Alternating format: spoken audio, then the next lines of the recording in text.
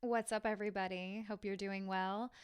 This episode is going to shed a lot of real light on being a stylist today, how to build a clientele, some advice for stylists today, stylists who want to build their dream clientele, some advice for stylists who maybe are going through some serious hardships, for stylists who can't find the right salon home or who have been let go or who have dealt with some toxic shit in their career. This episode, listen to the end because there is so many valuable moments. Just doing the interview, I was like, damn, this is valuable for the beauty industry and no doubt going to elevate the beauty industry. Number one, by giving some great valuable advice. Number two, for letting stylists know you're not alone. You might feel alone, but you're not. And I'm really honored to share this interview with you. Listen to the end, enjoy it. Let us know what you think. And don't forget to share this episode with your friends and family, especially if you know a new stylist who really wants to build their dream career and take this career as far as they possibly can. Share this episode with them. Greta Wagner, you are an amazing mentor. You're an amazing woman. You're an amazing businesswoman, and I'm really proud of you. And it's an honor to hear your story, and thank you for sharing it with my audience. I know they are going to absolutely love this. Thanks, Greta.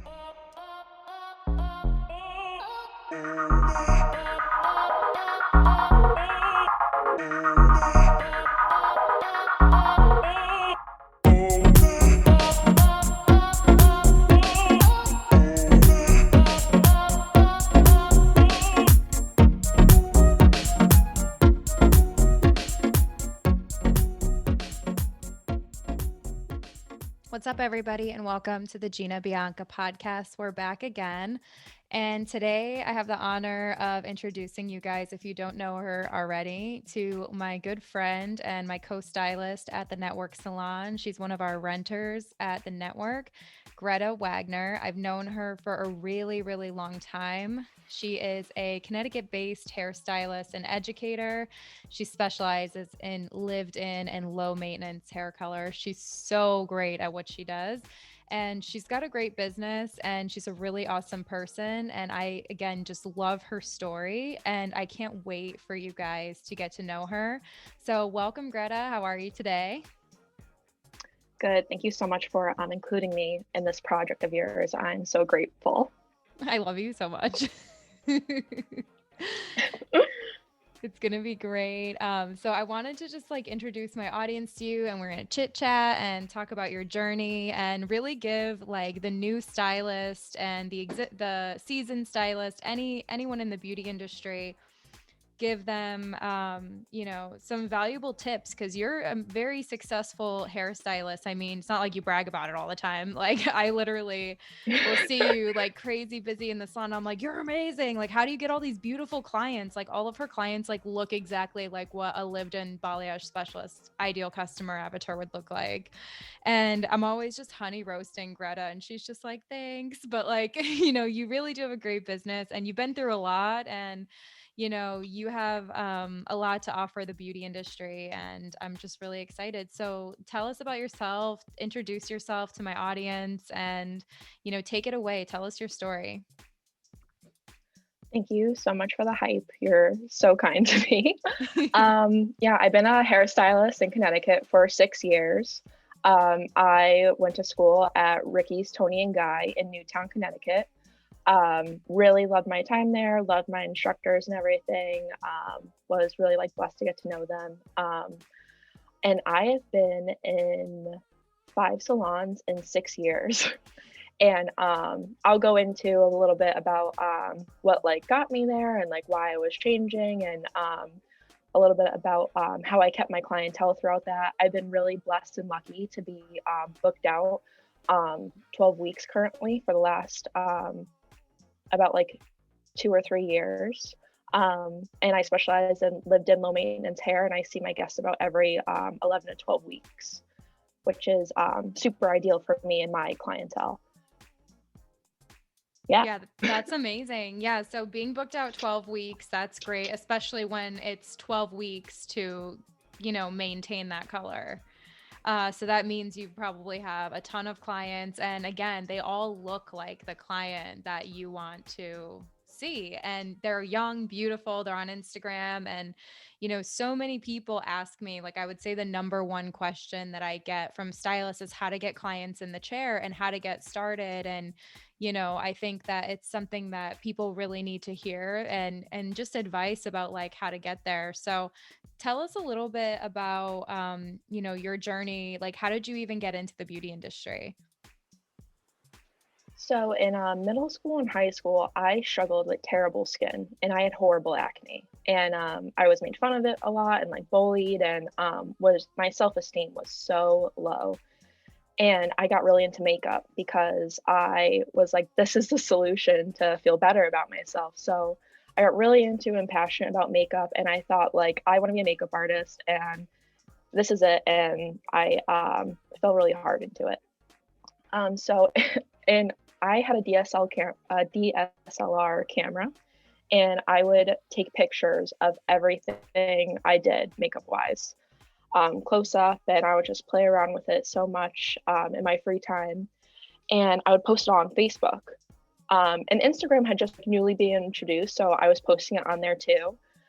And I would have these girls reach out to me on Facebook that I'd never even met, like some in like the next town over, or I don't know, maybe a grade above me or anything like that. Like I've never met them. They'd be like, "Oh, like can you do my makeup for this dance?" Or I don't know, like little like school dances, or if they're going somewhere. And I'd be like, "Yeah, sure." And I'd have my parents like, "Who are these girls coming over our house?" Like there's four of them on like a Saturday night, and I'm like, "Oh yeah, I met Ashley off of Facebook and I'm doing her makeup." And they were like, "What?" And I would do makeup in my room for $10 a face. And like, that's how I got into it. And I would do free trials. And it wasn't like I had any like business background or anything. I just knew like, this is what I like to do. And I want to get a lot of practice at it. And yeah, that's like how I got started into it. And I thought I really wanted to be a makeup artist, but now I don't really touch it anymore or wear it that much.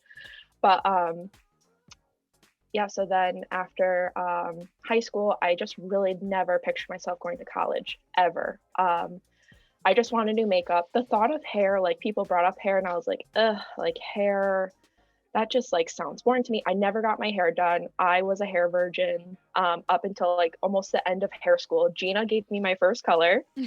Of, remember that? I thought I was so cool. I had 5 highlights in my hair. I thought I was so badass from it. I'm so glad I Yeah, made you so feel that way. it's like Gina, like meanwhile, I was like bleaching out people's whole heads, and here I am with 5 highlights. I'm like, wow, I'm such a cool hairdresser now. But yeah, I never really had that experience. So I went to hair school out of like, I just needed backup. And in my first day of hair school, they went around the room and asked like what your name was and like why you were there and like why you wanted to be a hairstylist. They got to me, and like anyone in my class could attest to me saying this. I sat there and I said, like I don't really picture myself doing hair. I really just want to do makeup, and I'm just like kind of doing this as like a fallback. And everyone was like, "What?" And like people were there like, "Oh, I knew I wanted to do hair like since I was 3 years old." And then there was me being like, not really." But as I got more into school, I really ended up loving it. I All of my people who I did makeup on trusted me in hair school to like experiment on them. And balayage was the huge thing. I had people, I'm in hair school for like 4 months, and I had people showing me like Gai Tang balayage inspo pictures. And I'm like, okay. And like as people pleasers would be like, yeah, I could try to do that. And um lots of trial and error there, but I really fell into balayage and low maintenance hair color, and was really into like improving every single time I did one. So then I really just fell in love with it that way. I love it. And I knew you in high school, like you were a grade below me. So we never went to high school together. I don't think like you were in my brother's grade. So you were like a couple grades below me. But but I knew you because of Facebook, and I would see all of your pictures and I'm just like, Greta's a savage. Like Greta's just like slinging makeup everywhere. And you're like the queen of social media before it was even a thing. Like you were posting everything on Facebook and you built a clientele on Facebook. And I can relate to that because I was the same way. All I wanted to do was share and share and share, especially the progress, like where I started and where I was. Like I was so proud of like my progress and I would share and share and share.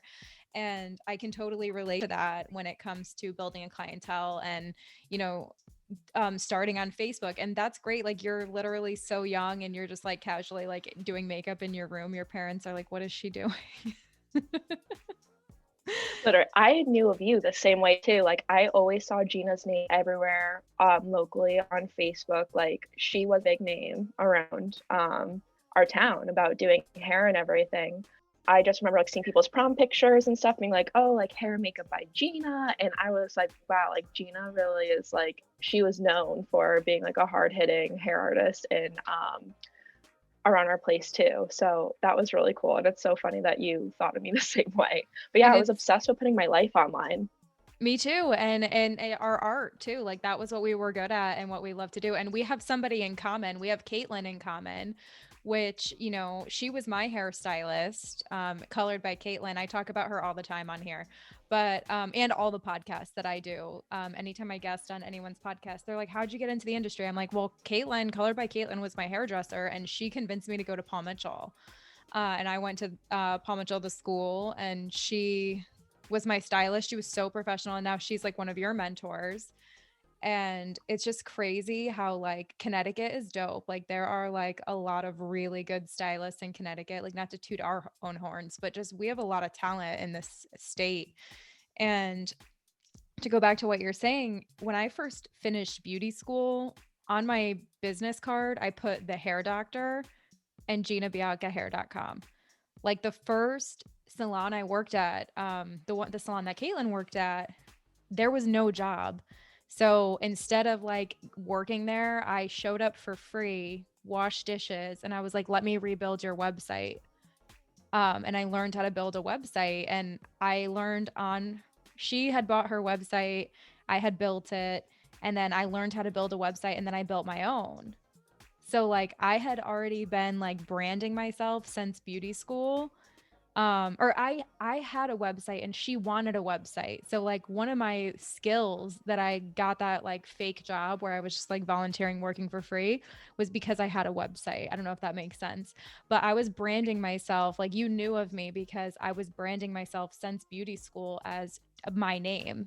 And I feel like you were doing the same thing on Facebook. You were just putting it out there, putting it out there. Like you're not waiting for someone to tell you to do it. You believed in yourself enough to just do it. Yeah, it's so funny that like we were even like, I don't know about you, but like we were even like um doing it like purposefully. Like we just like kind of fell into it because we were like just so obsessed with like putting it out there and like letting people know like what we did and what we were about. And then like things just kind of fell into place because I feel like once you put like that passion first of what you're doing, then it all like falls back into it. Absolutely. Yeah, and I remember just seeing you hustle, hustle, hustle, forever. And then you worked at GBH for a hot second. You did your proms there. Yes, I was getting my hair cut by Gina, and I was previously I was always doing like makeup in my house and whatnot. And then I was in hair school and I was like, hey, I like want people to like take me more seriously. Like I want to be like in a more serious environment. And you were like, how about you come do it at the salon? I was like, hell yeah. So I came to the salon. I'd leave like hair school early a few days, and on like Fridays and Saturdays, or no, yeah, Fridays and Saturdays, whenever prom was. And I would do a couple clients there, and it was awesome because like they took the appointments from me, like I was in a professional setting, and that was a really cool experience too. And then I'd watch you guys like kill it at prom hair. Oh my God. Yeah. We remember at GBH, it was like standing room only, like when we had that small space. We had days where it Yeah, was people would just just like, like pile in. yeah, that wouldn't work today. Not in today's times, no. No. Yeah. And then we didn't end up working together back then. It didn't work out. which, I always was pretty mad at myself about that because you wanted to work at the salon and I had this like whole thing of like Paul Mitchell only, graduates only, because we had had so many crazy experiences. So I was just like, I'm not sure, I'm not sure. And then like I had always regretted that as a leader. Like And I was I always was just like, that was and I was taking advice from like someone else too. Like I had so many opinions in my head, and I talk about this all the time. Like having so many opinions, it really makes it hard for you to like be an authentic leader. And like I messaged you like quite a few times, I think, and I was just like, I fucked up. Like, and to watch you grow over the years, it hurt. I love to see you grow, but like I always like regretted that decision. Like I never really regretted any like hiring, firing, anything. But letting you go, I was just like, I fucked up. And I knew right away, but I was kind of just like, okay, maybe this is just how it feels. And then flash forward and we finally work together, and I just feel like the timing now is so perfect. But you know definitely I fucked up. I love you, Greta. love you too. No, so when I was in hair school and I was like assisting you, I don't know, like it was never even said that like I would be working at your salon, but like in my young dumb brain, I was like, oh, it's like a given that like I'm gonna work for Gina. And I would like go around my hair school thinking I was like so cool because I got to work with the hair doctor and Gina had this name for herself. And everyone's like, oh, yeah, you work with that Gina Bianca girl, right? And I'm like, yeah, I do. And I was so proud of it. And then like when it didn't work out, I like took it so personally when it wasn't personal whatsoever. And I kind of felt like I was like starting from scratch a little bit to find like my salon home. And I felt a little bit lost because now I'm like, I made myself at home in school. Now I have to like go into the work world. Like, where am I going to go? Where am I going to belong? Um, but it like Gina was obviously just doing what was best for you're just doing what was best for your salon and your business and your team. And honestly, I probably wouldn't have not done well at GBH, like with like a Paul Mitchell basis. Like I didn't really have like even how you guys measured color. I was like, how do you do that? um, You would have like been I don't know. I'm perfect. like, Honestly, you would have been perfect and amazing. It was all me. And I would not have like been I regretted it forever. And we're talking about it here because, sometimes as leaders, it's like sometimes the timing isn't right and something will happen and it sucks. And for me, that choice of like, you know what, we're going to stick with people only who graduated with Paul Mitchell because we were a Paul Mitchell focused salon and it was cult like and it was very like one way. And we had had like 5 bad experiences that had nothing to do with you, not one fucking thing to do with you. And then it came down to it, and I was just like, yeah, I'm not sure. And then I made a stupid decision, which that, like you said, I was doing it for my business at that time, which, it is what it is. But I did regret it. I did. I watched you soar and shine and you killed it. And I'm so proud of you. And now we get to work together. And I'm just like fucking grateful because, you don't know what you have until you don't have it. And then lucky enough for me, we reconnected, and I feel like we have a great relationship and we work, you belong at the network 100%, but the timing I feel like now is fucking amazing. it all happened for a reason. And like that's like anything I could tell anyone discouraging that they really wanted to happen another way, but it didn't. Like it's just not for you yet, or it's just not for you, and you just have to keep going and just know that like you say it all the time, it didn't happen to you, it happened for you. And I could like everything in my journey that things happened to me that I thought were absolutely devastating. I'm like, this is devastating to me and my career, and like how am I going to come back from this? And it all happened for a reason, and I could not be any more grateful for how anything played out.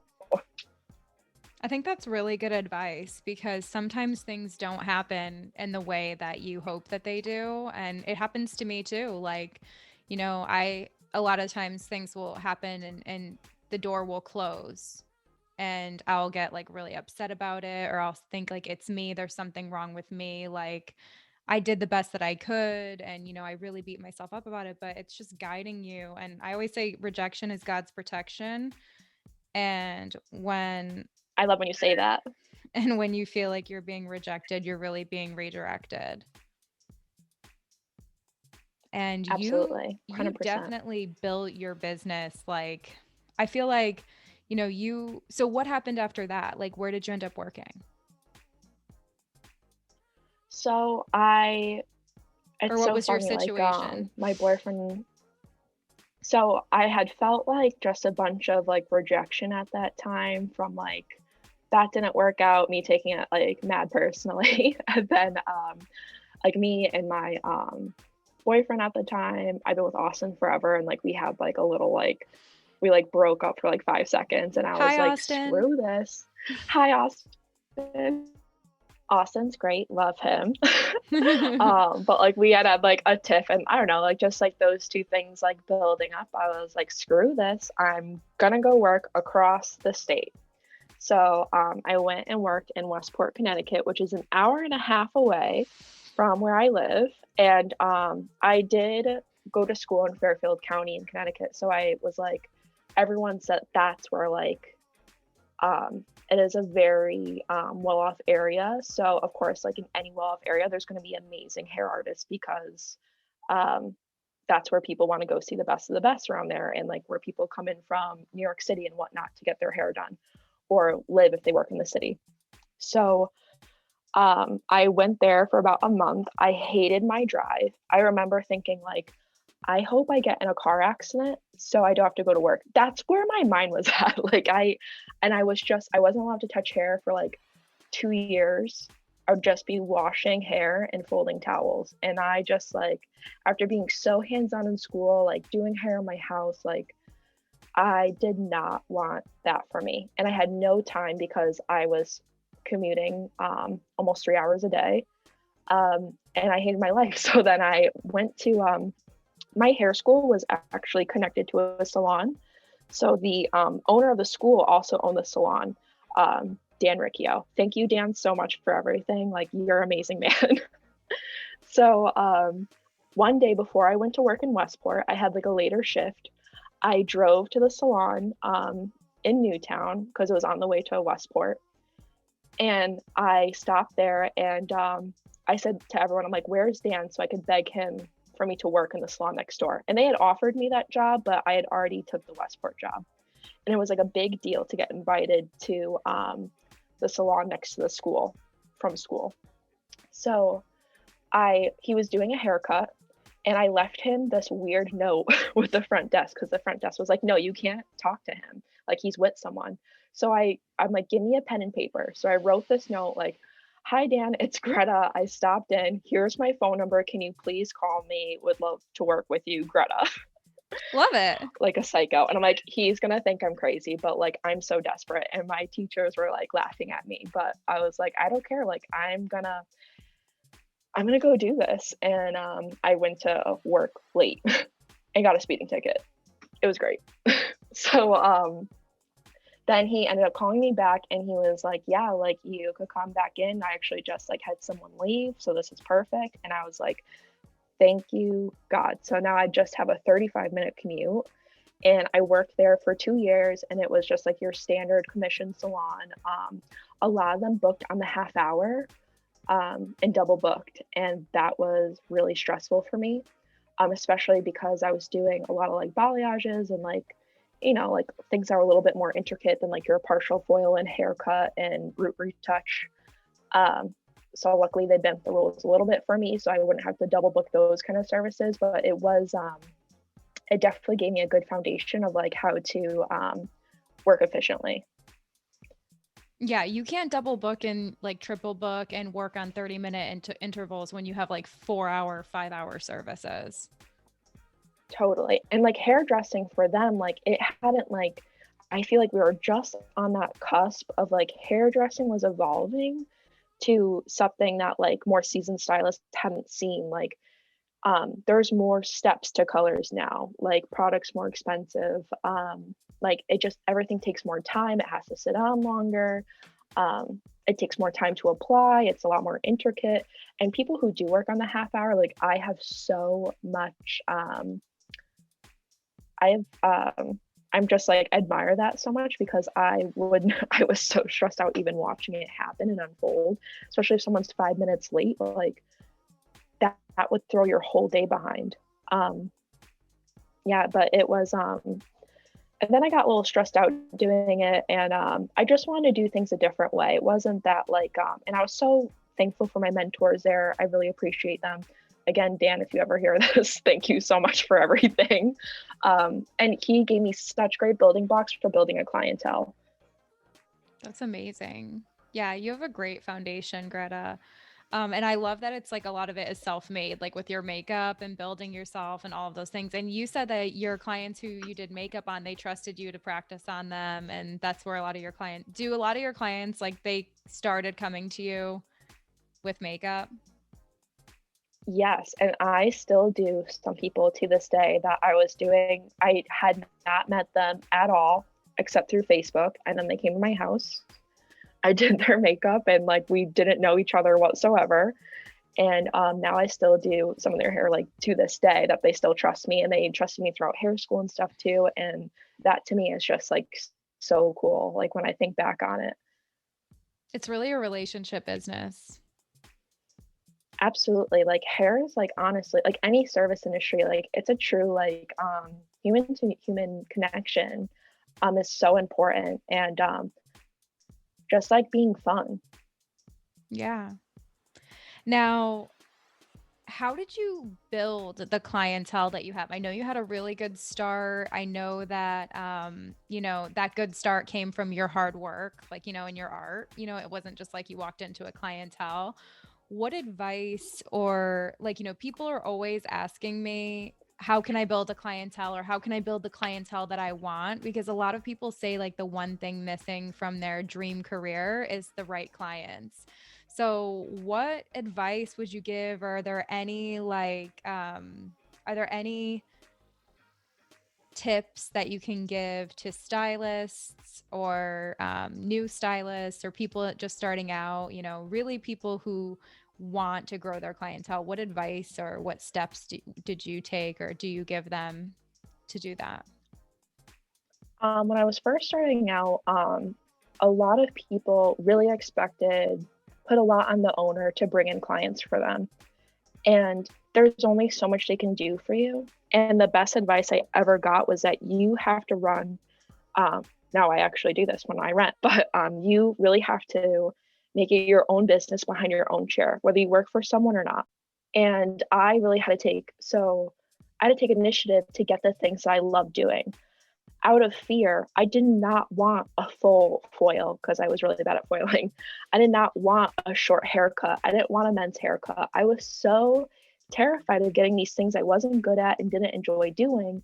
I really wanted to fill my book out of fear with things that I love doing and I was good at doing.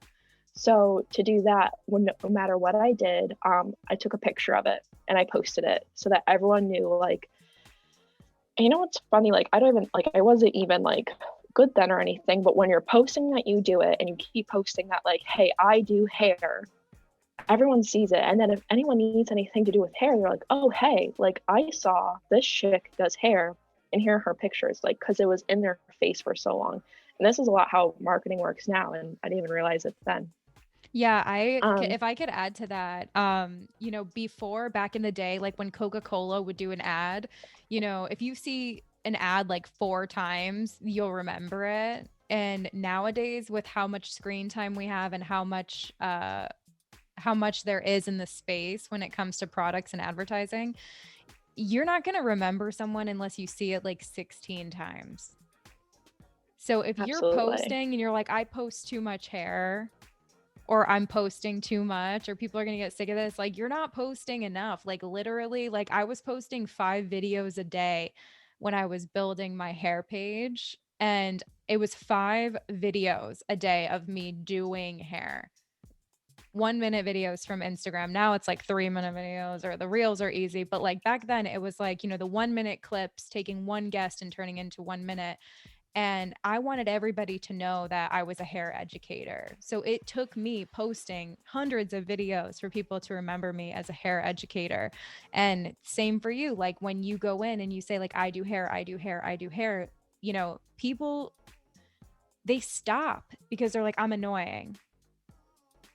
Like, Never annoying. what do you say to someone who's just like, oh, I'm posting too much?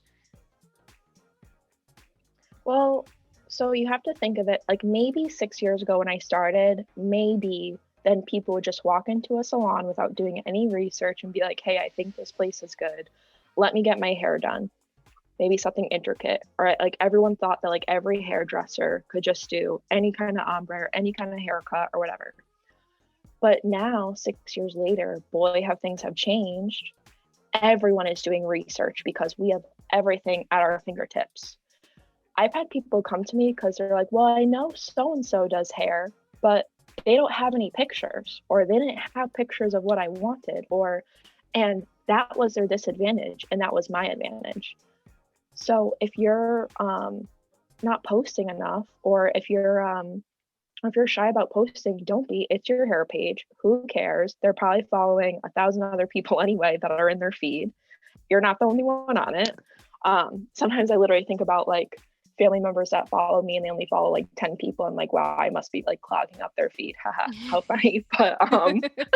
But who cares? Like you do hair, like this is your thing. Like own it. You have to own it.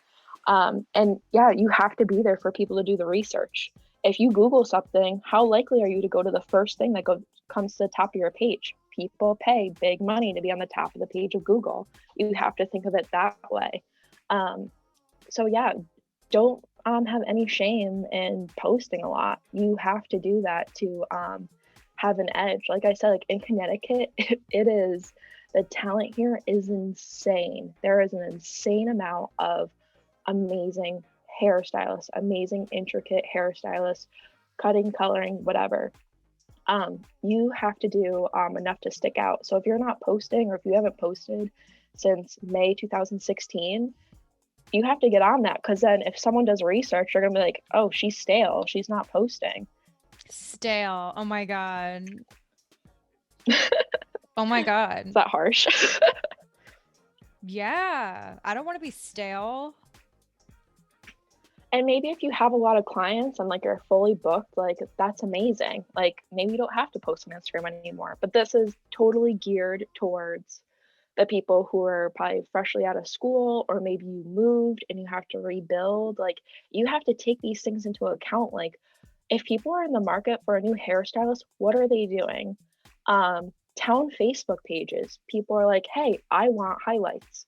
Who do I see in Southington, Connecticut for highlights?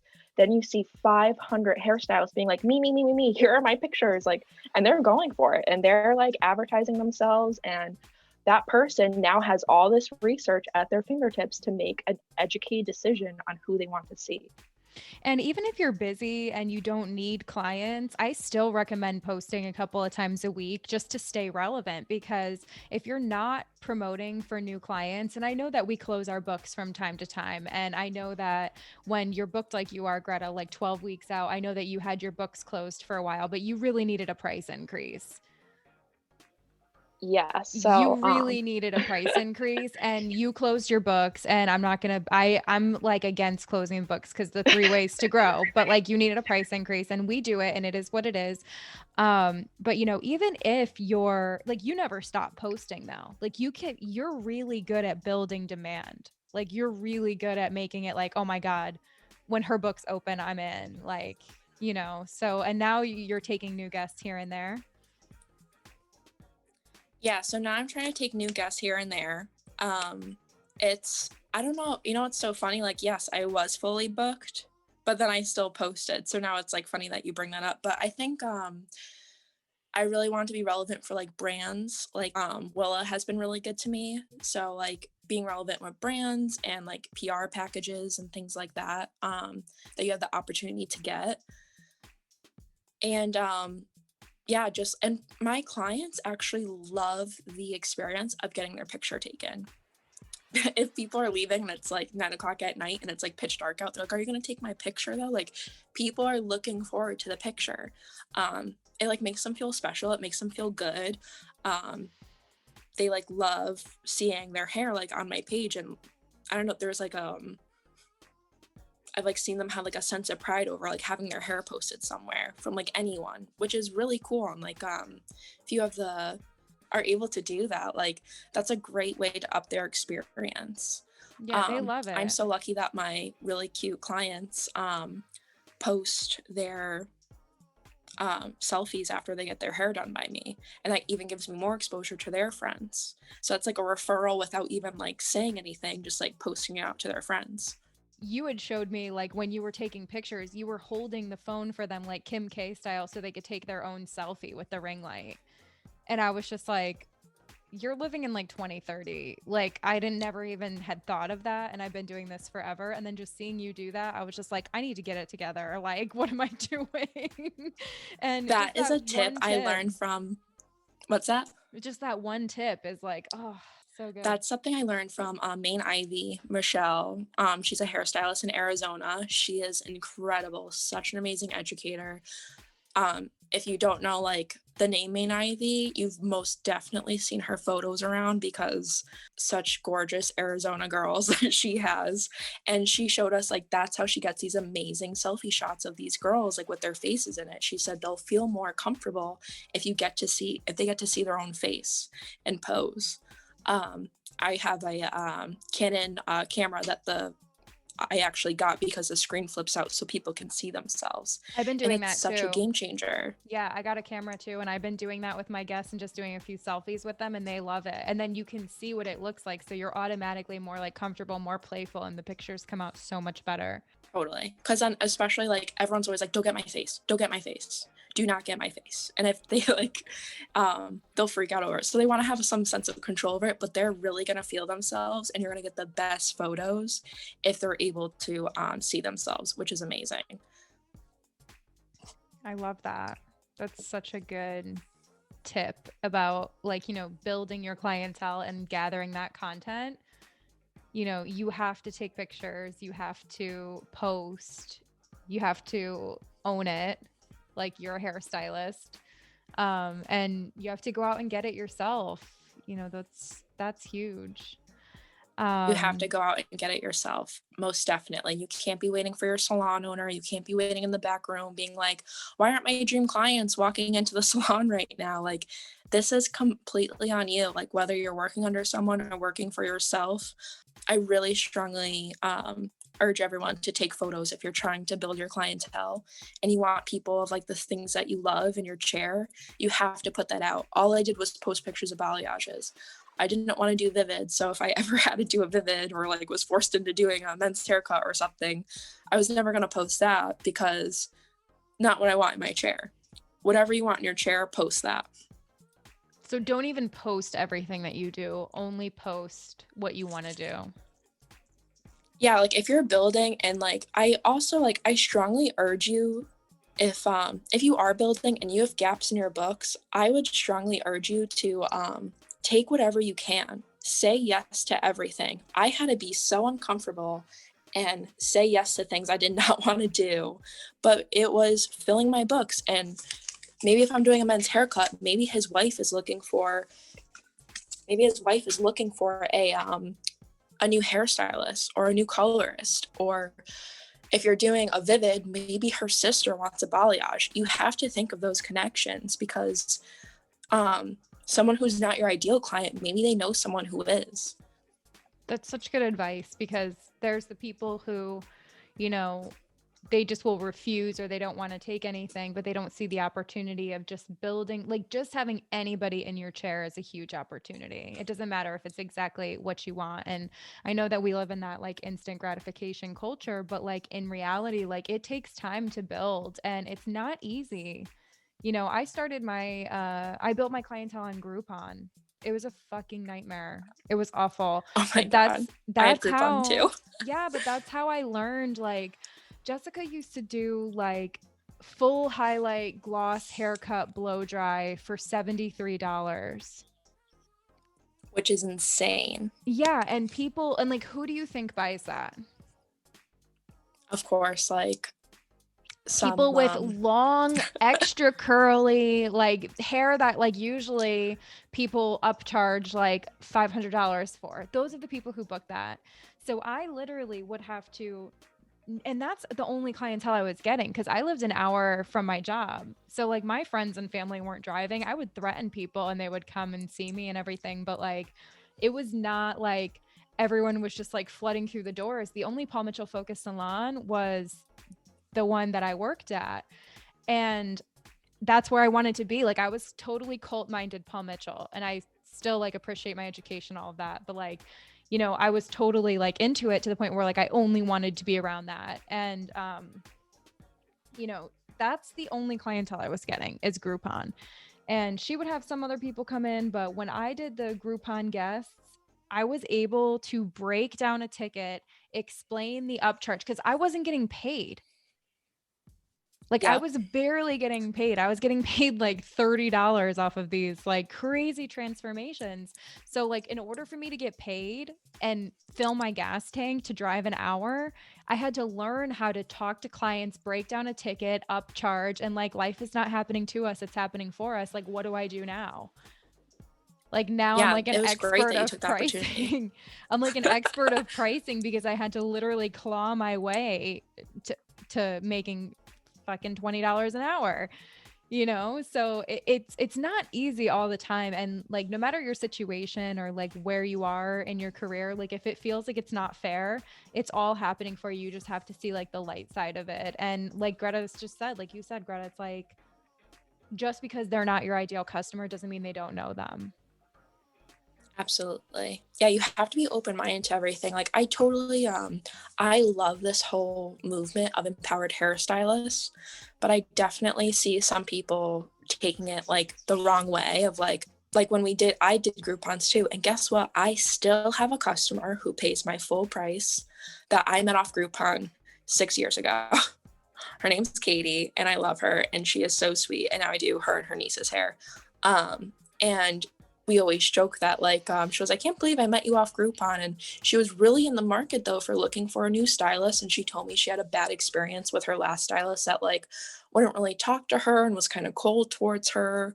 And I took that as like a learning lesson of like, she said the hair was like okay, but like she was really upset that like she didn't really have a connection with this woman.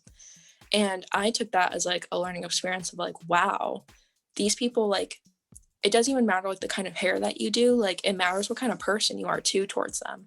Yeah, and building that connection. You know, I had like a little bit of a wake up call, you know, on my social media. Like we were having like there's always conversations happening on social media, and you jump into them, and or you're reading the comments and it's whatever.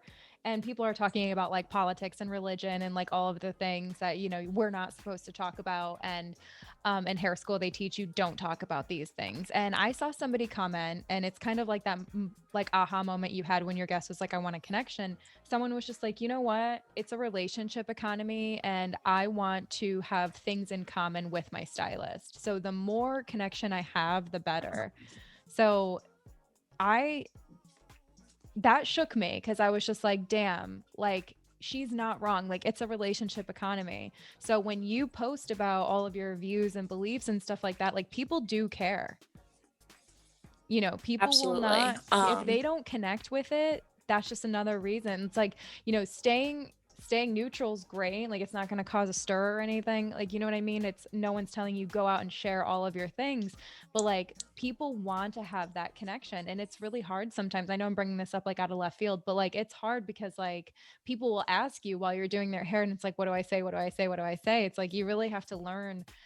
People want that connection, and you know, you have to be careful. It's definitely an art that like I'm still mastering as well. And redirecting conversation is always amazing too, especially like everything happened with COVID. Like this is such a politically sensitive time that we're in right now too. And I can't imagine having like a bunch of new clients like putting on like wondering what your beliefs are, or trying to put their beliefs onto you. I'm so sorry if you hear that in the back, like that's my cat playing with boxes. But my God. But yeah, like you have to I try to still stay connected as much as possible without like, but definitely like rule number one in hair school is like no religion, no politics. And I did work with someone who was at my first salon who was very strongly opinionated politically, and it caused a huge stir and a ruckus in the salon, and it upset a lot of people. But so I always like, oh my God, like I could never do that no matter like where I think I am in my career. Yeah, I guess like literally like if you're the type to put it out there nonstop, like your guests will notice that. And if they don't feel a connection to it, that's just one reason they'll leave you. So anytime you say something that doesn't jive with someone, they want connection so bad. And it's like a relationship economy for sure. People definitely want to have that connection. I completely agree with you. And I think I wrote down in my notes to you like before we started this, like on our topics, like I said to people, think about someone that's not that fun to hang around with. They're kind of a Debbie Downer. They're not that fun to be around, and like I don't know, you don't really want to like if you had to hang out with them, you'd be like, okay. Is that someone that you want to get your hair done with for 3 hours and that you want to like hang out with like every couple weeks to get your hair done? No. So you have to think of someone who's fun to be around, very lighthearted, good all around, and that's what will help you like maintain those relationships with people too. It's just like keeping it real with them, but at the same time like making sure you have like your professional boundaries up as well. Yeah, you're on stage. What other advice can you give to stylists who are building right now? Anything else you want to add in? I had these preferred client cards that my first salon had as a promotion, and anyone who was your preferred client that you like doing, it was a service you love doing, you would give them this card, and it had like a 1, 2, 3 on it. And their first 3 times with you, they would get 20% off their service. And my boss's ideology around this was that after 3 times, they're going to trust you. They're going to get to their hair goal. Their hair is going to be consistent, and they're going to be yours. And I still have so many people from this promotion I did, and they're like, oh yeah, it's like 20% off. Like, that's amazing. And I think it did bring some people in the door for like their second or third times. And again, like that really helped me like carry on my relationship with these people, because it's hard enough to get people in your chair, but it's all about keeping them as well. Because especially like in today's like instant gratification world, you need to, of course, we're like, hey, these are expectations for our session 1 or our first time, or I'm like learning your hair, or maybe you have something that's like we have to correct or fix haircutting wise or color wise, whatever. And then they need to continue that trusting relationship with you to get them where they want to be. And 3 times is a perfect amount for people to be like, yes, I trust her. I've had a good experience. And now like they're yours.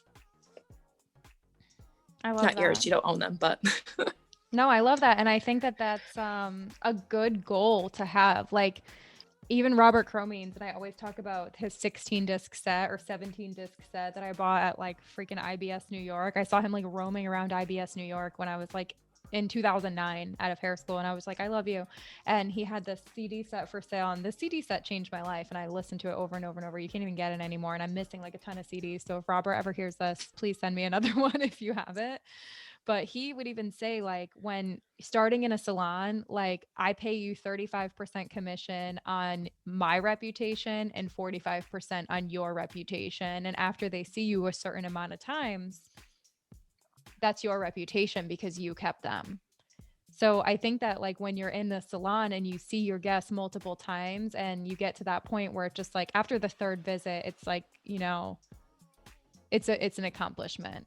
The first the first time visit is like the hardest because it's like, all right, are they going to come back? And you have to, at GBH, we did like guest callbacks. We followed up with them, make sure they love their hair. Then they come in the second time. That's like, the next test. And then once they're in the third, fourth time, it's like, all right, great. And then it's all about retaining them and showing up to your appointments, like you said, in a great mood.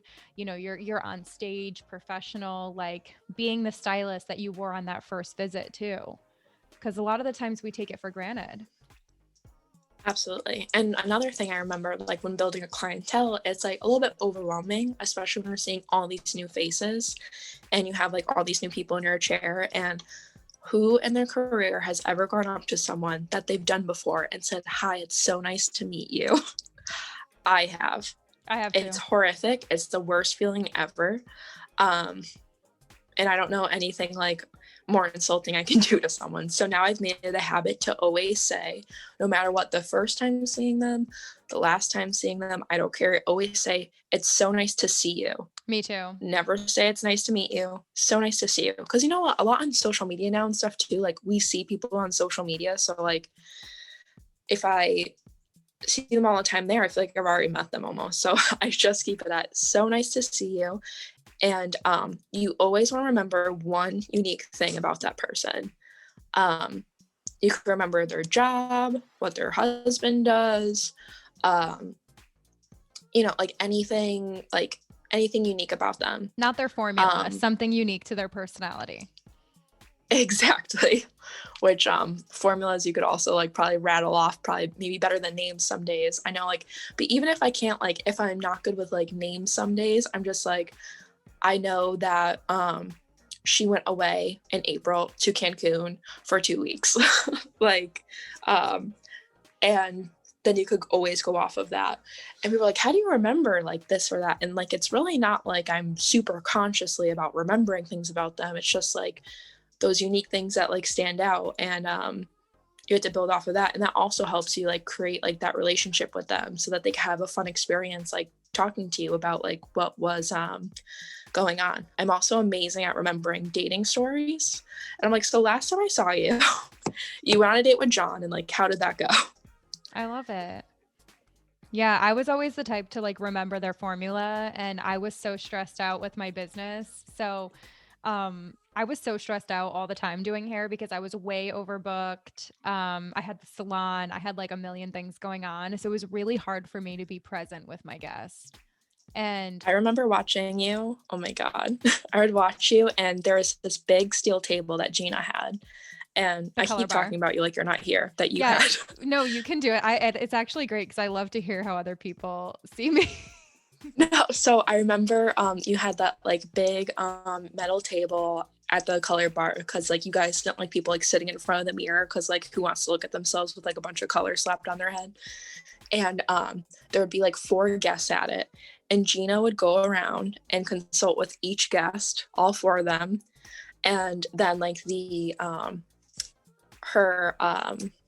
your employees would go around and like mix up like the formula that you formulated for them, and you would basically do like 4 people's hair at once and somehow floated around doing it like it wasn't stressful.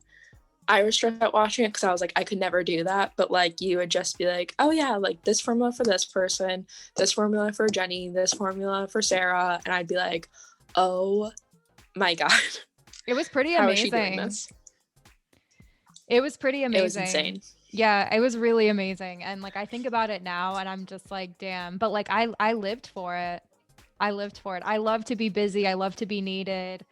And I just like, I wanted money so bad. Like I was like definitely like a finance first hairstylist. You know what I mean? Like, especially with when I opened the salon, because like we were team based and it was so expensive to like have so many people. So like my revenue that I brought in was like what I paid people with. Do you know what I mean? So I was and to do hourly is crazy. Yeah. I paid everyone hourly at like around 40% commission when they weren't even doing hair. Yeah, that's wild. Like I remember some of my paychecks were like not even $100 because I'd have like 3 haircuts that week. I was paying people like $17 an hour minimum. Like, and a lot of like, once they started doing hair, it was like, I would pay people $10 an hour when they started. Actually, if they were in school, I paid $10.10 an hour. With a Cosmo license, I paid $12.50. I believe that when you have a Cosmo license, it's $12.50, and that was way above minimum wage. And then I once think they minimum wage down started, was like $8. yeah, it was cheap. So I paid like a fortune to these people, and I educated them, and I trained all of them. Like fucking, I trained. Like I was like very present more for my staff than anything with training. And then from there it was $12.50, and then it would go to 14 or 15 an hour. As soon as they were like doing hair and I didn't have to babysit them, 14 or 15 an hour. And then depending on their number, so their pre-book, productivity, their retention, like I would look at those driving numbers, and it would go from 14 and I would jump to 18, and then I would jump to 22, and then some of them got up to 30. And that was consistent 38 hours a week, great paychecks. They didn't even have to do anything. All I asked for them was to post on social media 3 times a week. That's amazing. Yeah, like I literally, they were working really hard behind the chair. Don't get me wrong. No, but like, you guys were jamming. Yeah, but that I paid hourly, and I always wanted to pay as much as I possibly could, but I didn't want to do commission, because the mindset with commission was kind of like, oh, you build your column and then you take it with you and leave. Like it's more me. And we were team based. So like for me, I was like doing one person's hair, and then someone else was shampooing, someone else was cutting, someone else was blow drying, and 2 people were curling. We were all taking pictures, oohing and ahhing. It was like a whole experience with like a whole team. And that's why commission would never work at GBH. But when I was doing 4 or 5 clients an hour and all of that stuff, it was like hard to be present with them. But I would always remember the formula. Like I was walking with Alexandra at the trail the other day, and this client who I used to see like 6 years ago, she was just like, Gina, is that you? And I was like, oh, hey, Madeline, blah, blah, blah. And I remembered her name because she was like friends with my friend. She wasn't just a guest. She was like friends with my friend. And I was like, oh yeah. Like, and then we walked away, and I was like, yeah, her formula is 8N 20 volume highlights, and then 9NB 9V gloss. And Alexandra was like, what the fuck? And I was just like, yeah, like I like always remember formulas, and I never wrote them down. I coached to write formulas down. I never wrote formulas down ever, like barely ever. Like by the time we had systems and procedures at GBH, like 2.5 years in, and I had a front desk team, we had work tickets. So like they would come and yell at me and be like, write this formula down, because then my clients started seeing other people. So I had to write them down. But for most of my career, I never wrote down a formula. I always remembered them. And I think going back to like where this whole tangent went off, it's like you remember something unique and special about your guests because you're present with them. And I think it's really important to like, especially if you're an independent artist, which I know a lot of people listening are going from beauty school to booth rental, and you have so much stress when it comes to filling your books, managing your clients, dealing with the stress of like the consultation and the pricing and all of those things, your business, your bank accounts, like all of those things.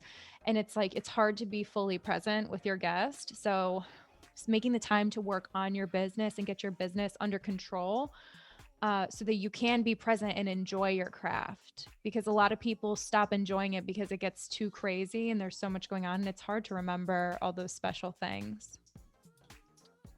I'm lucky that I was able to kind of like urge my first salon, like, look, like I can't be like double booking these services. If I was double booking balayage and like color melting or anything like that, I would not have any of the time or brain capacity to remember those unique things about my clients whatsoever. I was able to take that time because at my commission salon, of course, like they let me have like that time for just one person. I had like 2.5 hours at most for like a specialty color service like that. And then I had like all that time for my guest. And then I went to rental after that, and I was able to take even more time for my guests and everything. So then I was always able to be conscious of that. But yeah, if I was working that way, I would not be able to have that connection. And a lot of, now that hair has changed so much, now that services are changing so much in the direction of what people are wanting and expecting, we can't be double booking or triple booking ourselves like that anymore to have like that whole experience, because there's going to be someone else who doesn't do that. I do have some friends who like they do double book, but like they're amazing at it. They float around like a little butterfly. And Caitlin, Colored by Caitlin, she used to double book specialty color services, and she never broke a sweat. She was never stressed. She always did it so gracefully. That was me. I'd be acting like the building was burning down because I was never really like fully exposed to doing it like that. My God. So some people like really like love that pressure and they work well under it. Some people don't. So I think you really just have to find like what works best for you, because your guest can sense anything. They can sense you being sad. There's some people I've like had stuff going on and I'm like, okay, you've got to get yourself in check. You're going to put a smile on and you're going to go greet your guests. And they just know me so well now. They look at me and like, are you okay? Your energy is off. So you really have to make sure that like you're really showing up as your best self, like inside and out, to take your people and to like put yourself give first. them like the best experience you can. Yeah, you have to really take care of yourself and put yourself first, because you're absolutely right. They can sense it. And like we were saying before, like people want that genuine connection. They want that real, authentic connection. And in order to connect with anybody and to connect with yourself, you have to be present. And if you're going to be present with them, you have to take care of yourself first. It really all comes back to putting yourself first and taking care of yourself. Because if you don't, you're going to go put on that fake smile, and they definitely 100% can feel it. Oh yeah, everyone could sense that. Putting yourself first. I'm like so happy too that the new hairstylist movement, like that has been so big now. I've watched so many seasoned hairstylists who have been doing this for 15, 20, 30 years just like be crumbling because they're putting everyone else first and they're giving and like, but they think like they're doing this amazing thing for everyone, and they are, and like you are making a difference in people's lives. Like this is life-changing work. It's amazing. But what use of that if you're crumbling under everything you're going through and like taking so much energy on and like not taking the time for yourself to decompress that out? I'm so happy that like the self-care movement is so big right now, because now everyone's more accepting and you can say no. You're allowed to say no. No is a complete fucking sentence. I've had so much struggle saying no up until like this year, and I'll probably say that every year, but is definitely an art to be able to master, like not feeling bad for looking out for yourself. Yeah, 100%. And you know, you recently had an injury,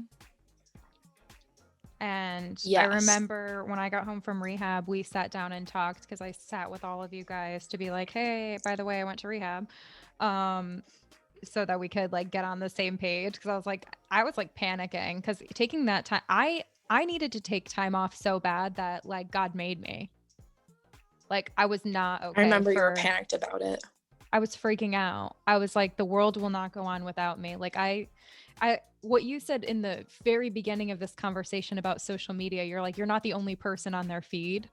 That hit me. It's like, you're not the only person in the universe. Like the world will move on. Like just relax and like take a breath. But I needed time off so bad. I had to take time off. And I remember sitting with you as soon as I got back, and I saw you had tears in your eyes, and you were so like hurting, because you were working and working and working, but you were in so much pain.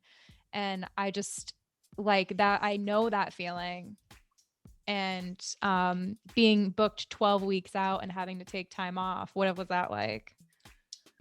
I remember crying in the middle of this coffee shop with Gina, just like, I was like, oh my crying God, about Angel. like our my experience. Oh my God. And I'm so happy you took that time for yourself. And I think you set an amazing example for everyone that it's okay not to be okay. It's okay to go get help. It's okay to take time for yourself. It's needed. And I think for everyone, there's going to be at least one time in your life where you need to step away and really put these things in perspective and heal from it. Because otherwise, if you don't take that time to heal, hurt people, heal people. Like you can't have it spilling out onto others. I knew I needed time off when I was so I had a hip injury. It was so funny because I would like see things about like hip pain, like, oh, stretches for hip pain. I'm like, who the hell has hip pain? I didn't even know like that could happen. In March, right, like a week after quarantine, I had this really dull feeling in my hip. And I was like, that's weird. And I was like, well, maybe because I'm like working out or anything. But it was 24/7, 24/7. I had this very dull, weird sensation in my left hip. I went to see a couple of doctors. They're like, yeah, I don't know. I don't see anything, but let's send out these tests. Got the test back, nothing. Went and saw a few more doctors, nothing. I was like, I have something wrong with me and no one's telling me. And then it went away for like about a month or two, and then it came back, but even worse. And I just completely ignored it. I was working again at this point. It didn't hurt me when I worked, when I was going back to work and everything, like it was fine. But then if I was sitting in my car, I felt it. And again, just like the obsession of like thinking about it and being like, what is this? Saw more doctors, saw more chiropractors, everything. I ended up seeing this chiropractor and she told me that I had fluid built up in my back and there was like this huge inflamed piece in my left back and that I probably pulled either cartilage or a muscle in my groin that was causing my hip to hurt. And the entire summer, I remember just like, I was so down. I had such a great summer because it was the first summer I was working for myself again. And I was like, I'm so thankful I was able to have that time for myself and like with my family and my boyfriend and like be able to do fun things out in summer. So amazing. But I was still so sad inside. I was so upset. And then my doctors and everything were like, you should really take a week off of work. And my therapist was like, she wanted me to take a month off of work. And I was like, that's hysterical. Like, you're so funny. Me take time off of work, like even taking a day off of work sounded devastating. And I couldn't even fathom it because I'm like, I'm booked out 12 weeks. Where am I going to put these people? Nowhere. And you like, had taken time off for COVID. Like when we closed, you didn't do hair. Yeah. But when you could, even in pain, it was like asking you to climb a mountain or die or something. Absolutely. It got to the point it really hurt to work. And there was like one day I had to, I just went in the back room and I just like cried after my last client. I just broke down and cried. And then I looked at my schedule for that upcoming week and I cried even harder. I was like, oh my God, I have 12-hour days coming up. What am I going to do? I can't do this anymore. I can't live like this. And my doctors were like, yeah, I told you, you need to. Just kept ignoring it. And I was like, maybe I'm going to wake up one day and it's going to go away. I ignored it. Just went to all these doctor's appointments and was like hoping that like there'd be a different outcome, but there wasn't. So I took the week off and I just sent all my clients. I'm thankful I was at the network at this time because I had a lot of talent in there who could take over my clients if they still needed their hair done. And I just kind of sent out a text to all my clients being like, hey, I appreciate you so much. Unfortunately, I have an injury. I'm not going to be able to work from this day to this day. Here are a list of my amazing, talented coworkers and their Instagrams. Another great reason to have an Instagram thing in case like someone needs to recommend you. Here are their Instagrams if you want to see their work. They're all great. Here is their contact information. Let me know if you need anything. Unfortunately, I'm not gonna be able to book you. Like, I like kind of made it like known that I wasn't gonna be able to get them in like within 2 weeks or something of me being out because I was completely booked out for 3 weeks. And I work 4 days a week, but I work 4 like 10, 12-hour days. And especially recovering from an injury, like there's no way I'm gonna be able to like pile that back on. And add another day. Everyone it's like you'd have to add another day or 2 days for 3 weeks to catch up on that. Totally. And like I just like knew that wouldn't be good for me. And everything was fine. Like, my clients were, I was expecting to like get yelled at for some reason. I'm like waiting for the knife of someone to like yell at me or tell me that they're mad, which my clients are amazing and incredible. I'm so lucky to have them. They were all like, oh my God, take whatever time you need. Here are some resources I have to help you. Like, they were so kind. Like, they were amazing. And there was some days, like there was one day before I took time off. It was a Friday. I was supposed to start at 8:30, and I woke up at 7 and my hip hurt so bad and I couldn't walk. And I called my chiropractor begging them to get me in. And they're like, you could come at 9. I'm like, okay, great. I don't care. And I had to move my whole day down an hour or like 2 hours. And I was like so nervous to tell them. And I'm like, oh my God, like how inconvenient the day of their appointment to move them by 2 hours. Like, how are they going to forgive me? And they're like, oh my God, I'm so sorry that happened to you. Yeah, that's totally fine. Whatever you need to do. And I'm like, oh, you have the power to ask anything of anyone, and they have the power to say yes or no. So you need to remember that. Sometimes it won't work out for people, and that's totally fine. But you have to respect them, and they have to respect me. Yeah, it's not a one-way street. Which I always think in my head that it's like this one way, because I've never taken time off for work ever, other than COVID, because we were all forced to. But you know, I can totally relate to that. And as a salon owner, as a stylist, as any role that I have, I'm always apologizing still. You know what I mean? Like, even to set those boundaries, it's like you try to explain, like, well, this is why. And like, I literally looked at my schedule this morning and I turned my iPhone on its side so I could look at the whole week. And I wanted to just be like, this is why. Like, nobody has any fucking clue. You know what I mean? And it's like, sometimes I want to be like, well, I have to say no because this, and this. But like, that's your schedule. That's your life. That's your time. Like, you have to set your own boundaries, and then you have to let go of the outcome. And I think it's really beautiful to like kind of come back, circle all the way back around this conversation of, you built your relationship with these people for a really long time. You've been doing this for 6 years. You have strong relationships with people. You're going after the clientele that you want. And then when you need to make an adjustment to the schedule, or if you need something, you know, they respect you and they respect that. And I think that that's what everybody wants. Especially like, you know, in this business, we want our dream customer, our dream clientele. And I think it really comes down to building an authentic connection. And yes, say yes to what you have to say yes to fill your books, but you have an idea of who your ideal customer is, and you work really hard to get that person. And in the end, you know, they're there for you too. That real connection is key.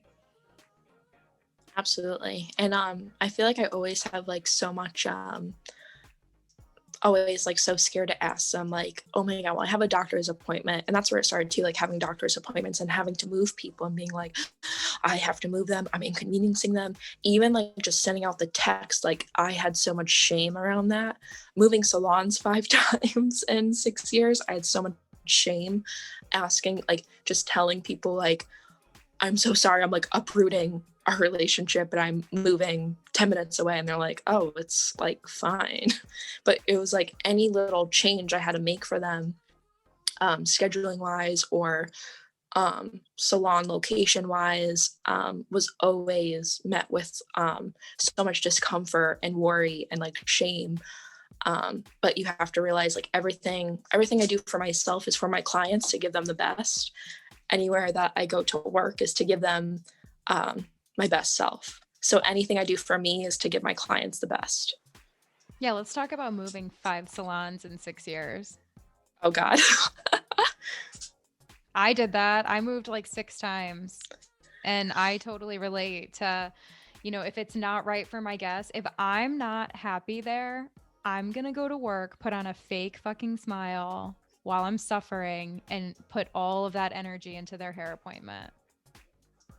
Totally. And that is not good. And I moved a few times like on my own accord. I moved a few times because, well, I moved like once because I had to, but I remember I met with Gina about working at the network, and I loved my salon where I was at, but just with COVID regulations, I wasn't able to work as much as I wanted to. I was only able to work 3 days a week. And with catching up after COVID, like we had so much to do. And I was like nervous of my business being on the line, of losing clients. And I was working at 2 salons, paying 2 rents to try to meet demand. And I just knew I needed to like consolidate things for financially. Yeah, you had to put your business first. And a lot of the times people, like the same feeling you have inconveniencing your client to book a doctor appointment, we have those same feelings around, you know, the places that we work and the relationships that we have. But, you know, sometimes you just have to put your business first so that you can serve your clients.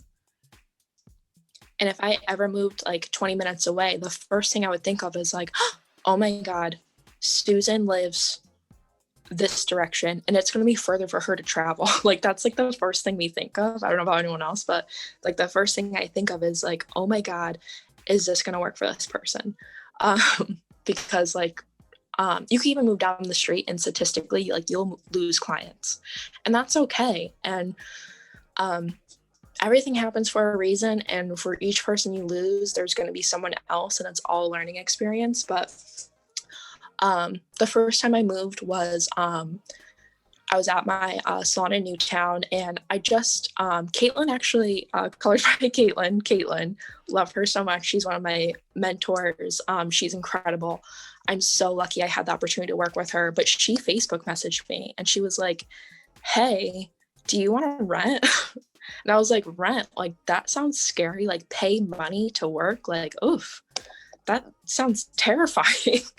And I talked to her for about a year and we stayed in touch, and we went to a Lisa Loves Balayage class together. And we just became friends. And then one day I just had like a bad day at work with like things just like not going my way. And I was like, hey, I'm ready. So it took me a few months, and I moved in with them at a salon that she co-owned with our friend Anna. And yeah, that was, I worked there for a year, and then I got and I rented for a year, and it went great. And I loved that I was able to like make my own, really take the reins of my own business. But I had horrible boundaries, no boundaries, horrific, answering text messages at 11 o'clock a.m., everyone texting my own phone, no separation whatsoever, working crazy long hours, had like just working like nuts to get people in. Why do we do that? People. What do we? I don't know. We don't want to be abandoned by them. Exactly. Like I was trying to buy love. Oh, you can't buy love, baby.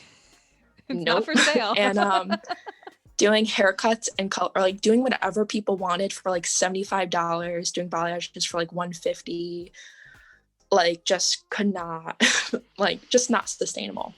I got the opportunity to work for another commission salon that is known for lived-in hair color. And I really struggled with like going or not going, because working for yourself is amazing, but I also want a little bit more structure. I worked there for 8 months and I was booked out. Everything was fine. And then out of the blue, I got called into a meeting. So I'm like nervously laughing. And I was let go.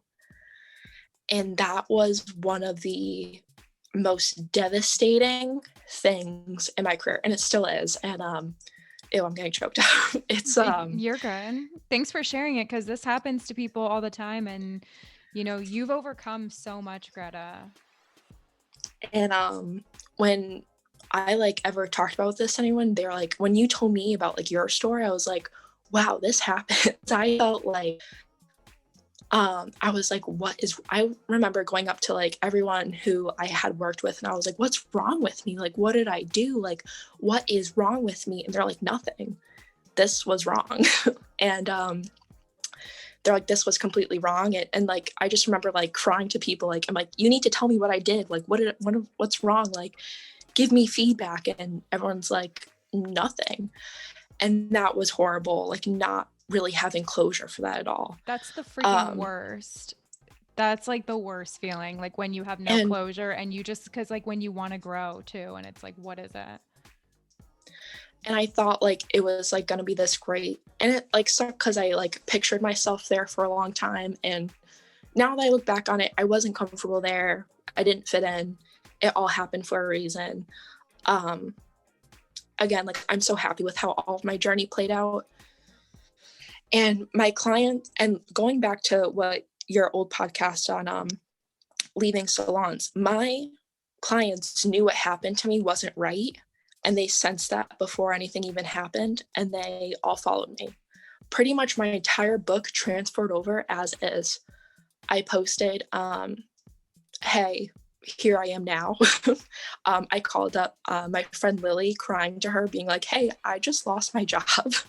And she was like, you are welcomed in. I'll give you a key tomorrow. And I left there on Saturday and I started again on Tuesday. I was just so devastated. I know it's so funny. I went and saw a psychic medium and she told me all this was going to happen. And I thought she was full of it. She was like, you think you're like in the place to be right now, but you're not. You're not even going to be there for a year. I'm like, what the hell is she talking about? I'm not even going to be there for a year. And I was like, she doesn't know what she's talking about. She said that you're going to be working on your own again. And I see you going to California. I'm like, what the hell is she talking about? I thought she was crazy. And she said, but you need to remember that my great grandmother had came through in the reading and she said, no one can take the talent from your hands. No one can take that. And I'm like, okay, cool. Then my mom drove me home after I got let go because I was crying so hysterically. She came to come get me.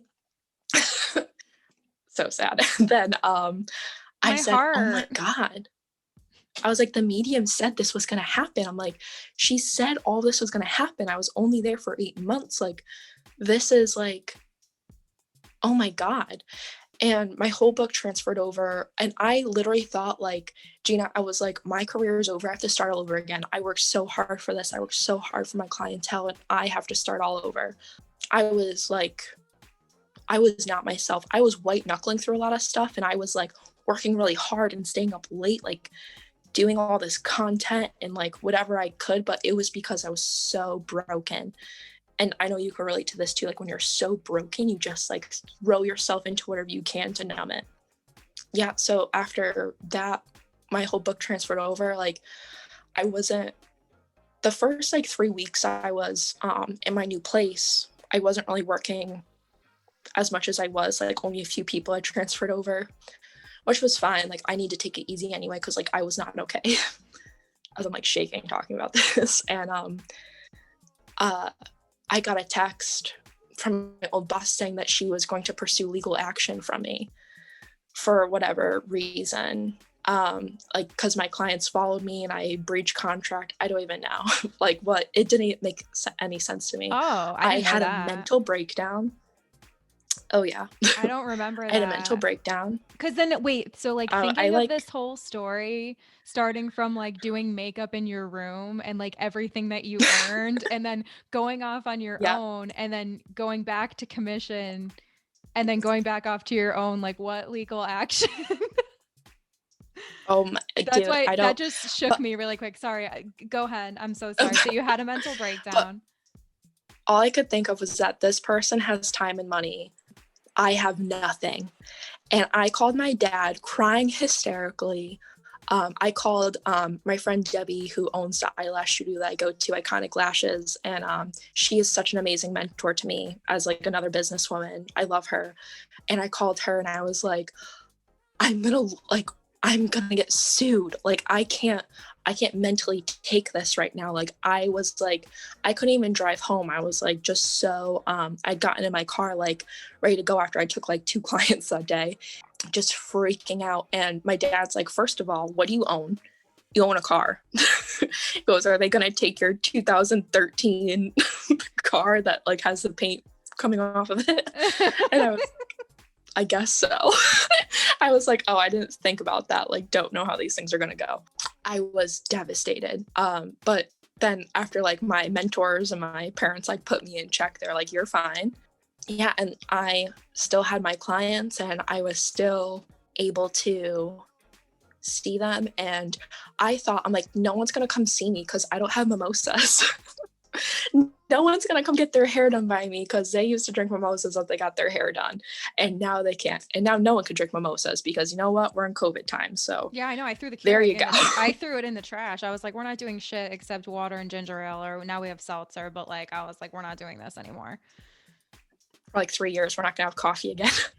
Literally. But it was oh my God, like what a terrible mindset I was in. But my clients were that was such a huge learning experience though for client building. Like I thought people were coming for the salon, and people were like, no, like I found you and like I was coming to see you. And I'm like, oh, like that was such a huge revelation to me. Cause I always think about like, oh, I'm in this cute salon and like they have like this and this value, and like that's what people are coming for. And it's like, no, like at the end of the day, like people are coming for you. They're coming for your personality. They're coming for the hair that you leave on their head. And what like I thank God every day. I have chills, for that. Greta. Like, what a crazy journey that you've been on. So many ups and downs, so many doors closed, so much rejection, so much protection, though, because you even said, like, I wasn't comfortable there anyway, but like, this is what you thought you wanted. And then it just, like, I have chills. And what a beautiful lesson. This whole podcast is really great because it's super vulnerable and real, and like just the people who have gone through things like you've gone through, which I have too. I've been let go. I've been rejected from teams. You know what I mean? Like I was in groups where, you know, I went on vacation one time and, you know, they all stopped responding to the group chat. And for my whole vacation, I thought, I was like, what did I do? And I cried myself to sleep every single night because I felt completely rejected from that group. Oh And my then God. I came home and they had taken all of my color. They had taken all of my stuff and they were just like, you're not welcome to work here anymore. Like, we don't fuck with you. And I could tell this story, like a long story, but this is like from when I went to from one place to another right before I opened GBH, but that was the last straw for me. I was like, I need to build my own culture. I can't stand other people's culture. Like, I need to be the leader. I can't like do this. But like, I had so many breaking points and I had so many, you know, things happen where I felt that same feeling. And I can relate to you. So I can't even imagine how many people listening who can relate to not just one part of your journey, but so many different parts of it. And I honor you for sharing it so vulnerably and being real about like what you went through. And, you know, that salon owners listening, like, you know, we build a lot. Like, I understand that, but even thinking of like her reaction to being sued for just trying to make a living. Like, can you imagine, like, when you even said that, I got chills. I was like, oh my God, like, I couldn't even imagine having somebody, and then not even just somebody, but somebody that you were like really looking to work with and like having like that happen. Like having someone like I just looked up so much to, like I put them on such a high pedestal. And that's like something I'm working at, is like not putting people on pedestals because it gives them like a lot of power over you. When I need to be like, hey, like I'm my own person and you can't hold people above you because then they have all the power to smush you down. Yeah. And people, like you said, people are coming to you for you. It's not the salon. It's not the fancy products that you use. It's you. It's really, that was like such a crazy and like such a great revelation for me, like in my journey to have that. And having like all my clients be like, oh no. And like, I was so surprised for like some people that like followed me. I'm like, wow, like she still wants to see me. Like, I even like lowered my prices like way down because I was like, I'm starting over. Like I couldn't believe it. And if anyone had ever told me like you're gonna get handed unemployment paperwork, I would have laughed at their face a couple years ago, because I was like, I'm so engulfed in my career. Like this year I'm working on it, but like there was like nothing else to me but my work, and that was it. Now I'm trying not to have that, but because you hustled to so get where you are. You literally are the epitome of go out, kill something, and bring it home. Like, you earned what you have, Greta. Thank you. You should be really proud of yourself. That was thanks so much, Gina. You too. Thank you. It takes a lot to do it, and then like the shame of having to like, now I have to tell my clients I moved somewhere else. And I have some clients that come to me and they're like, you know, I've seen you in a different salon. I have some people that see me like once a year, and they're like, I've only seen you in a different salon every time. And I'm like, yeah, I'm just trying to like, you know, keep you on your toes of like where to find me. But but also social media is so amazing for communication, because I didn't text anyone anything. I just put something out there and was like, hey, this is where I'm now going to be. If you want anything from me, go in my DMs, or you could text me here. And then everyone's like, hey, an appointment on the 26th. Like, are we still on? I'm like, yep, here you go. Like, I plugged in your information. Like, that's like, and thank God we have that. Because imagine back in the day if any of this stuff happened, or if like we were moving this often, like, you were lucky if you were able to sneak their phone number in the book in the back room, you know? Oh yeah, I left my first salon that I was at with nothing. And my second salon. You have to rebuild. Yeah, I left my second salon with nothing, and only like Facebook, you know, but I had GinaBiancaHair.com, and every single thing I posted, GinaBiancaHair.com, GinaBiancaHair.com, hair doctor, hair doctor. And like, I was like, you will motherfucking know my name. You know what I mean? They did. Like, they do, because I put it out there. Like, it's not an accident. And I say that all the time. I'm like, it is no accident when you see someone who's successful and somebody who has it going on with their business. Like, when I see, and I always bring it up to you and to anybody when I talk about you, like when I see you, how busy you are with your ideal customer flooding through the door and your pictures, and, you know, it's not an accident. It's hard work and it's dedication to the craft. It's getting better all the time. And I think you set a really, really good example for what's possible for any stylist. You know, I really think that you're a really good role model and mentor, and your vulnerability and courage to share your story, even the parts, you know, when we were talking about doing this, I was like, I want to talk about the fact that I didn't hire you and I was a fucking idiot. And how you still... No, you weren't. But you took that and you took that and you just continued your journey, and you know, you went through even more, and you took that and you continued your journey, and you still have the clientele, and you had to realize, you know, in other ways, like, they're coming to you for you. Does not matter where you are. If you have that genuine connection, that's how you build a true clientele. Absolutely. I couldn't agree more. It's I remember I made like a little like I used to be into like showing like little like Instagram posts about like part of my story, and I had wrote that I really wanted to work at a salon when I was first starting out, but I was like basically like just like a thing of rejection, talking about how like Steve Jobs was I messaged you. I like made it as vague as possible, so that like, and it was about that, but like I was like, Gina's never gonna know it's about that, and I'm like, she's so busy, like she won't even like probably see it. Regretted it from that moment. I regretted it. I know I said not to cut each other off on this because it sounds like shit, but I knew from that moment, the moment I made the decision, that was a wrong fucking decision. And then I saw that post and I messaged you and I was like, no. So funny. But then I was just like, oh, Michael Jordan like didn't get his like high school basketball team, like wasn't invited onto like varsity basketball, and like Steve Jobs got fired from Apple and like stuff like that, and like that's what has to push you to like keep going and like keep being innovative. And it drove me so much though. Like rejection like really drives me. It really like, unfortunately, like sometimes that's the kick in the ass that we need.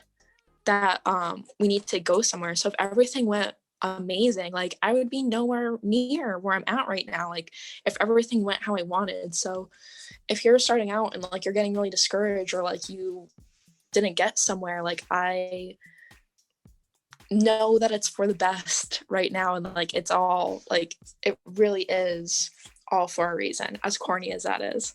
But yeah, then Gina messaged me after I made that post, and I was like, oh my god, she hates me. I feel so bad that like, and you were just so real. And that was like our first time making like, not amends, but I always thought like me, like you didn't like me after that or whatnot, and like I just kind of watched you from the sidelines, and I was embarrassed. Didn't know like where our feelings were. No, I was embarrassed. No, I just and then I remember Gina's fiance and my boyfriend are good friends from high school, so I was going over to Gina's house one day for a gathering, and I was like, oh my god, like I hope she doesn't mind that I'm here. Oh my god. But no, she was so cool. Literally 90% of my time I'm just like, I wonder how I can get Greta to come work here after I was such a dick to her. Isn't it amazing? Oh my god. Isn't it amazing that we don't even know? Like, it is full circle. It's just full circle, and like it's so crazy because we never even talked. We talked about this like a little bit, but like not to this extent, and we're doing it on the podcast, and I'm glad that we are. But I want to end it with this was a beautiful episode. It's like my favorite interview I've done because it's real. It's talking about stuff for stylists that people need to talk about. And we were saying from the beginning, when we were kind of building the episode and outlining it, graduating from hair school, the way that the industry has changed, there's more booth rental than commission. It's kind of hard to find a mentor. It's kind of hard to just walk into a salon and build your books. Like, it's difficult to be a stylist today. That doesn't mean you shouldn't, but it is difficult. And I think that this episode really lays out in reality like how to build that dream clientele and how to adapt when things don't go your way, because temporary defeat is not overall failure. Just because something doesn't go your way one time doesn't mean you have to give up. And I think that it's inspiring that you're sharing your story. And let's end it on, what do you hope for the future generation of hairstylists, or what message do you have for them, or what do you hope for them? I hope for the next generation of stylists that they keep with good boundaries and protecting their peace, a job that can attract some chaotic energy from people. Like, when people feel broken, the first place they want to go is the hair salon, and sometimes like that energy could rub off on you, and like sometimes the wrong way, and like drag you down. Such an amazing career, and I just hope that they keep a good boundaries to protect themselves, and they charge what they're worth, because that's another thing with boundaries. Like, a lot of people, another thing from like older hairstylists I see, like everyone feels guilty for charging what they're worth, and they're fine with setting themselves on fire to keep others warm. And it doesn't have to be that way. Like, you could still be a successful stylist. People will look forward to see you. You can do amazing work and charge your worth and have an amazing life and career. So I just really hope that for them. Me too. I love this. Thank you. This is great. I love it. Thank you so much for having me. I really appreciate it. Yeah, I love it so much. Now, where can people find you? Tell them your Instagram, where they can find you and follow you. My Instagram is just my name. It's at Greta Wagner _ Yeah, my Facebook is also just my name. But you could add me on anything, ask me anything if you have like any questions or anything, or need someone to talk to. Would be really happy to help you. I'm not gonna say that I've seen it all, but definitely don't want anyone to like feel shame through like the natural journey of being a hairstylist. And like, this is all okay and it's normal, and like, we have to talk about this like uncomfortable stuff so that you can know that like you're not alone. You're not alone. DM her, follow her. Her story's great. Take her advice. We talked about so many ways to build a clientele, so many ways to adapt and evolve. Greta, you're so amazing. Thanks for sharing with us. I love you so much. Thanks, Gina. Love you too.